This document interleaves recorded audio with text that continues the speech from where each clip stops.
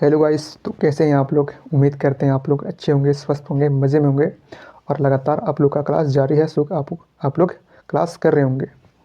जैसे कि हम लोग चैप्टर 14 हम लोग कर रहे हैं। इसमें प्रश्नावली 14.1 है और इस एनसीईआरटी बुक का मैथ का लास्ट चैप्टर है।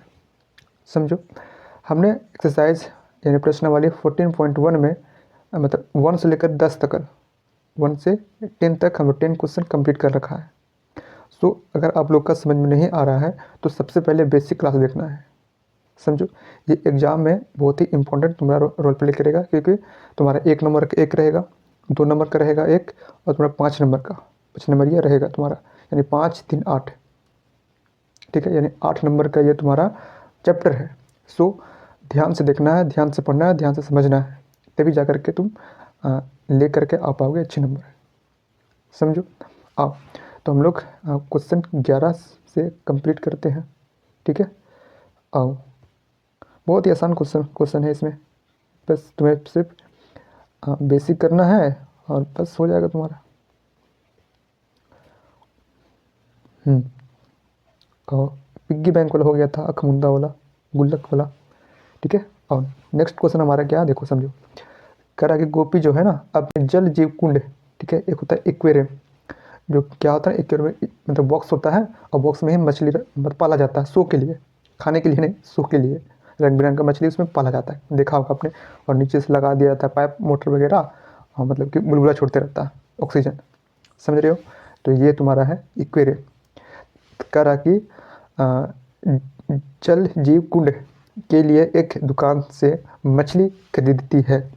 ठीक है, अगर दुकानदार ने एक टंकी में से, जिसमें 5 नर है, ठीक है, 5 नर है और 8 मादा है, मछली है, में से एक मछली रैंडमली, यह दृश्य मतलब कि बिना देखे कि कौन सा मछली हम निकाल कर दे रहे हैं, ठीक है, उसे देने के लिए निकालती है। ठीक है, आकृति 14.4 में देखो ये वाला कह रहा कि इसकी क्या प्रायिकता है कि निकाली गई जो मछली है वो नर है। समझ रहे हो, मतलब कि तुम्हें निकालना है नर नर मछली का प्रायिकता निकालना है, उसका वैल्यू निकालना है। समझो, आप करते हैं इसको। आओ तो हम लोग को क्या करना पड़ेगा भाई लोग, देखो एक्वेरियम्स में हमारा दो मतलब कि जाति का है, तो प्रजाति का, एक नर मछली है और एक मादा मछली है, गर्ल्स एंड बॉयज़।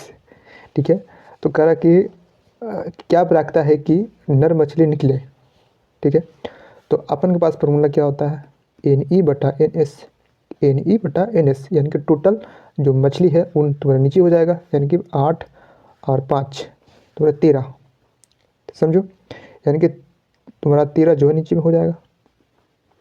और किसका पूछा गया, नर मछली का ना, तो नर इसमें कितना है, 5 है, तो 5/13 हो गया आंसर। अगर पूछा होता कि मादा मछली ना निकलने का प्रायिकता बता दो, तो अपन क्या करते, हमारा यही तो आंसर होता। मादा नहीं निकलेगा यानी नर निकलेगा, और नर है कितना मछली, 5 है, और टोटल मछलियों की संख्या कितना है, तो 8 5 13। समझो, यानी कि 5/13 हो गया। या फिर मादा मछली का निकलने का प्रायिकता निकाल लो और उसमें से 1 माइनस कर देंगे, तो हमारा मादा मछली ना निकलने का प्रायिकता निकल जाएगा। सो हमारा आंसर हो जाएगा नर मछली निकलने का प्रायिकता 5/13। ठीक है, एग्जाम में किस तरह से छापना है तुम्हें, किस तरह से बनाना है, और देखो। तो सबसे पहले लिखना है तुम्हें कि नर मछली कितना है इसमें, आंसर हल है। ठीक है, हल में चल रहे हैं अपन। तो नर मछली इसमें कितना है, तो 5 है। मादा मछली कितना है, मादा मछली तुम्हारा 8 है। समझो, तो टोटल मछली कितना हो गया, कुल मछली कितना हो गया तुम्हारा, 8 और प्लस 5, यानी कि 13 मछली हो गया। ठीक हो, तब हम जानते हैं, क्या जानते हैं भाई, फॉर्मूला तो जानते हैं ना, कौन सा, तुम्हारा P, नर मछली का प्रायिकता निकालने का। नीचे में होता है और टोटल में, नीचे टोटल और ऊपर जो निकालना, जिसका निकालना वो लिखाता है। ठीक है, तो ऊपर लिखाएगा नर मछली की संख्या कितना है, 100 लिखा जाएगा, और नीचे में कुल मछली प्रायिकता निकालने का फॉर्मूला यही तो है अपन के पास। समझो, तो नर मछली कितना है भाई साहब, 5 और बटा में 13 हो गया यही आंसर। तो अतः लास्ट में लिख लो, अतः नर मछली यह दृश्य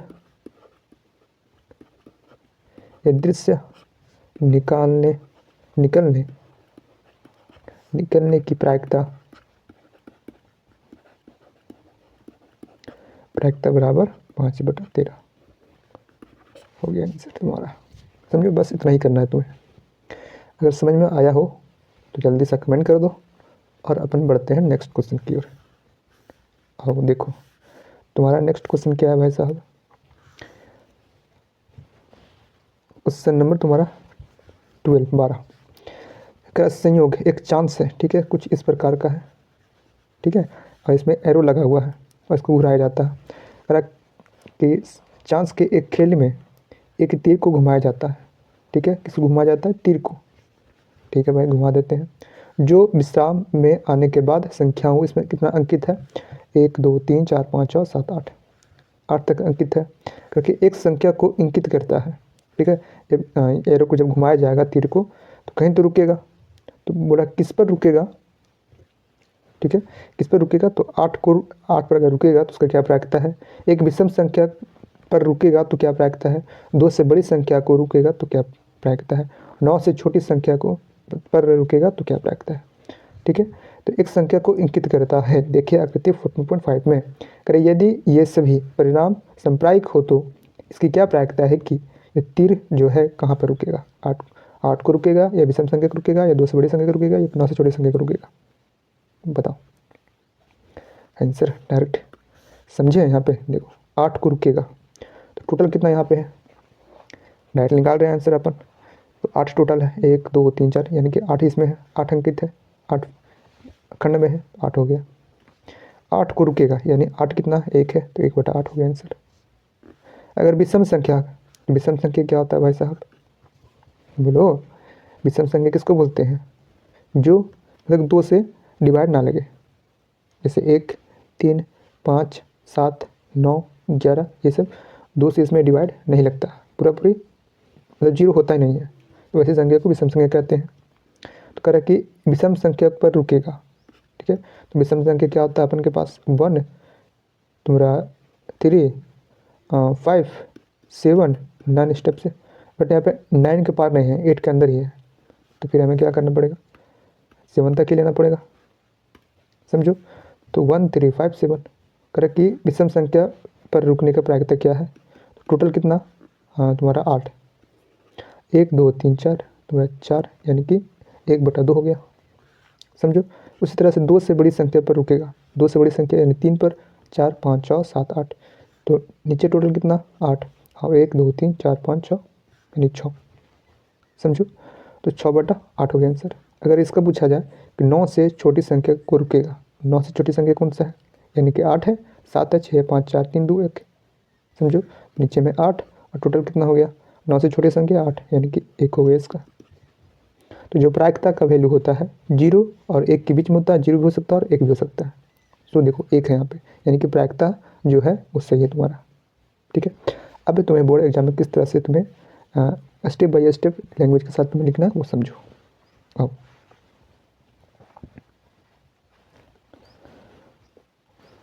तो कुल संख्या इसमें कितना है, लिख लो आंसर।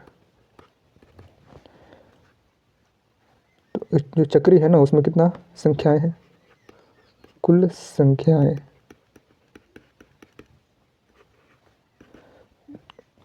तुम्हारा 8 है, 8 खंड में है, समझो। और फर्स्ट निकालना है हमें 8 की आवृत्ति, ठीक है। 8 पर अगर 8 को रुकेगा तो क्या होगा, तो 8 आने की प्रायिकता, बोलो। नीचे में क्या होता है, टोटल कुल संख्याएं, और ऊपर में 8 आने की प्रायिकता, 8 की आवृत्ति, समझो। तो 8 कितना है, 1 है, और बटाने टोटल कुल संख्या कितना है, 8 है, तो 1/8 तुम्हारा हो गया आंसर फर्स्ट का। और सेकंड क्वेश्चन क्या है कि एक विषम संख्या को रुकेगा, तो विषम संख्याएं कौन कौन सा होता है भाई? 1 है, 3 है, 5 है, 7। समझो। तो P विषम संख्या, विषम संख्या आने की प्रायिकता। तो ऊपर में कुल विषम संख्या है, ठीक है, कुल विषम संख्या है, और नीचे में कुल संख्या है, कुल संख्या। तो कुल विषम संख्या कितना भाई साहब? 1 2 3 4, यानी 4, और नीचे में कुल संख्या 8, यानी इसको डिवाइड कराओ 1/2। समझो। थर्ड में क्या है क्वेश्चन तुम्हारा कि 2 से बड़ी संख्या को पर अगर रुकेगा तो उसका प्रायिकता क्या है? ठीक है, 2 से बड़ी संख्या, ठीक है, 2 से बड़ी संख्या, 2 से बड़ी संख्या कौन कौन सा है तुम्हारा? 3 है, 4 हो गया, 5 हो गया, 6 हो गया, 7 हो गया, 8 हो गया, 9 हो गया। 9 तो है ही नहीं, 8 तक है ना, तो हमारा 8 तक। समझो। अब इसमें कुल संख्या कितना हो गया देख लो, 1 2 3 4 5 6। तो कुल संख्या यहाँ पे 6 हो गया। हमें क्या निकालना है? 2 से बड़ी आने की प्रायिकता। 2 से बड़ी आने की प्रायिकता बराबर नीचे में कुल संख्या, ठीक है, नीचे में कुल संख्या और ऊपर में कुल 2 से बड़ी आने की संख्या, ठीक है। लिखें, उदाहरण लिखते हैं। 2 से बड़ी कुल संख्या, कुल संख्या, ठीक है, 2 से बड़ी कुल संख्या 6, और नीचे में कुल संख्या है कितना? तो 8। समझो, बहुत आसान है कि नहीं है? बस तुम्हें सिर्फ समझना है। तो यह हो जाएगा 2 से डिवाइड हो जाएगा 3, और ये हो गया 4, यानी कि तुम्हारा 3/4। समझो। आओ, तो लास्ट हमारा है 9 से छोटी आने की प्रायिकता, ठीक है, 9 से छोटी आने का प्रायिकता निकालना है। निकाल दो, क्या दिक्कत है? तो तुम्हारा 9 से छोटी आने का प्रायिकता, 9 से छोटी आने की प्रायिकता, प्रायिकता। तो 9 से छोटी आने की प्रायिकता यानी कि तुम्हारा 8 होगा, 8 है, 7 है, तुम्हारा 6 है, 5 है, 4 है, 3 है, 2 है और 1 है टोटल, ठीक है। कुल संख्या कितना हो गया? सबको जोड़ लो। कुल संख्या यानी 1 2 3 4 5 6 7 8, 8 हो गया, ठीक है। तो हमें निकालना है 9 से छोटी आने की प्रायिकता। 9 से छोटी आने की प्रायिकता बराबर 9 से छोटी आने की कुल प्रायिकता, ठीक है, कितना है? 8 है, और कुल संख्या कितना है? 8 है, ठीक है, तो 1 हो गया, ठीक है। तो ये हमारा हो गया आंसर। समझो, समझ में आया है? तो चलते हैं फिर नेक्स्ट क्वेश्चन की ओर। आओ, नेक्स्ट क्वेश्चन तुम्हारा है कि करे कि एक पासे को, ठीक है, एक बार फेंका जाता है। पासा मतलब लूडो वाला, लूडो गोटी खेलते हैं ना, वही पासा। इमेजिन करो, सोचो। कह रहा कि निम्नलिखित को प्राप्त करने की प्रायिकता ज्ञात कीजिए, ठीक है। एक पासा को उछालते हैं, फेंकते हैं घुमा करके, तो एक आभाज्य संख्या आने का प्रायिकता कितना है, उसका कितना वैल्यू होगा वो निकालो। 2 और 6 के बीच स्थित कोई संख्या आता है तो उसका क्या प्रायिकता है वो निकालो। एक विषम संख्या आने की प्रायिकता ज्ञात करो, ठीक है। बहुत ही इंपॉर्टेंट क्वेश्चन है ये वाला, एग्जाम में चिपका सकता है, पूछ सकता है। समझो। तो सोचो कि एक पासा है, तो पासा पर अंकित मतलब होता है 1 2 3 4 5 6, यानी कि कुल संख्या जो है 6 हो जाएगा। एक आभाज्य संख्या, आभाज्य संख्या किसको बोलते हैं भाई साहब? तो पता होना चाहिए। आभाज्य संख्या किसको बोलते हैं? जो 2 से और खुद से, मतलब जो खुद से और 1 से डिवाइड होता हूँ, जैसे 2 3 5 7 11 13 इस टाइप से। यहाँ पे शॉर्टकट वाला हमने बताया था कि 6 का पढ़ा लिखो, 6 का टेबल, और एक कम करो, एक ज़्यादा करो, एक कम, तुम्हारा लिखा जाएगा। समझ रहे हो? बन जाएगा कि नहीं बनेगा? हाँ, दूसरा तुम्हारा है 2 और 6 के बीच स्थित कोई संख्या, यानी कि 2 और 6 के बीच, यानी 3 4 5, यानी कि 3/4, 6 हो जाएगा इसका आंसर। एक विषम संख्या यानी कि विषम संख्या 1, 3, 5 यानी कि 3/6 इसका भी आंसर हो जाएगा। हाँ, तो हम लोग यहाँ पे बनाते हैं।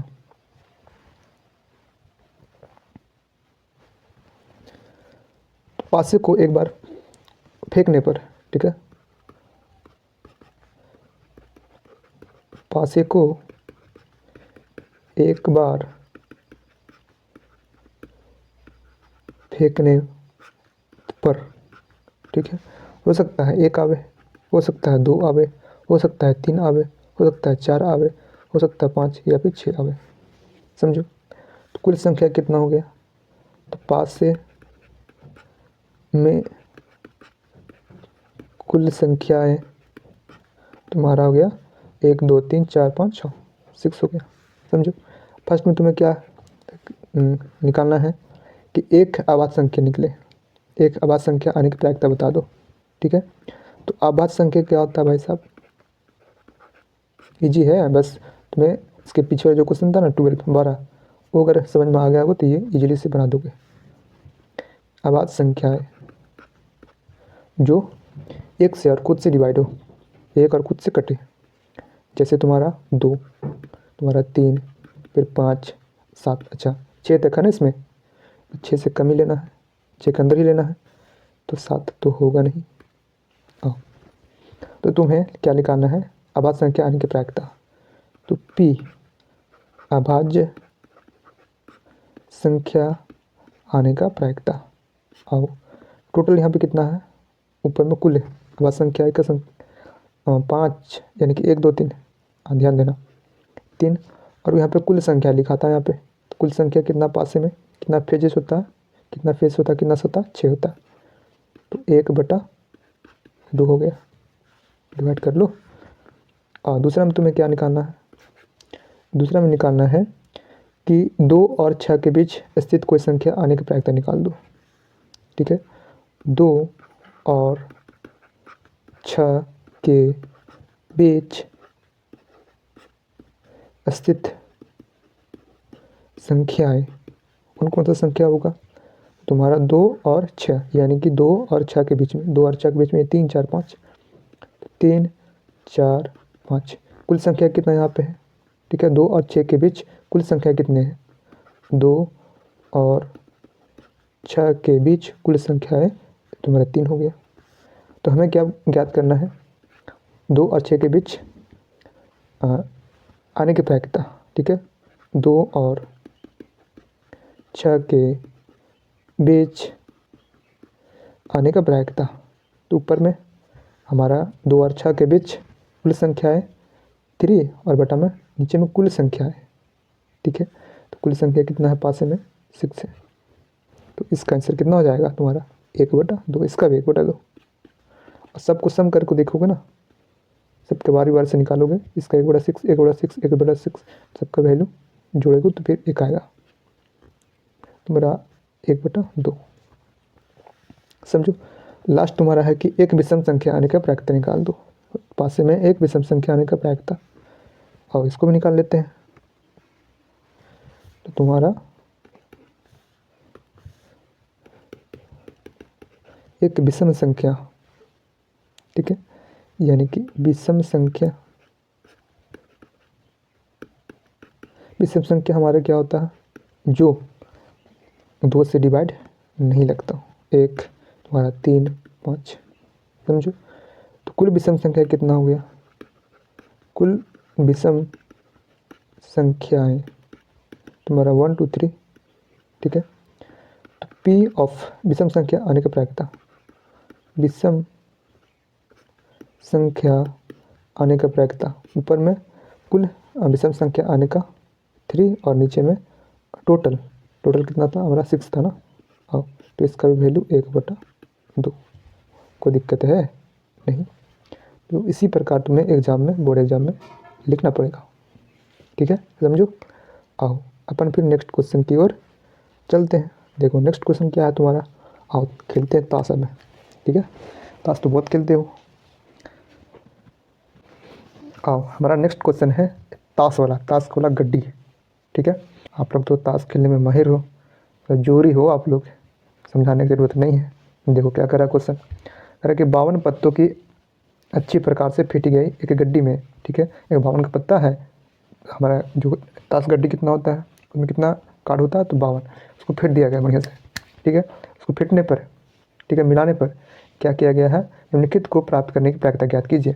लाल रंग का बादशाह आने का क्या प्रायिकता है, एक फेस कार्ड यानी कि जिस पर तस्वीर लगा होता है उसका आने का प्रायिकता क्या है। लाल